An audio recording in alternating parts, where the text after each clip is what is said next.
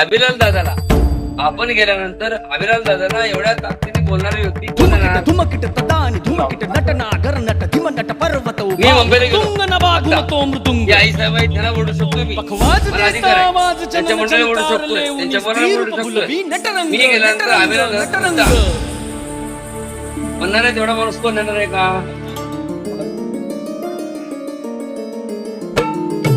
कोणाला काही घेणं देणं नाही.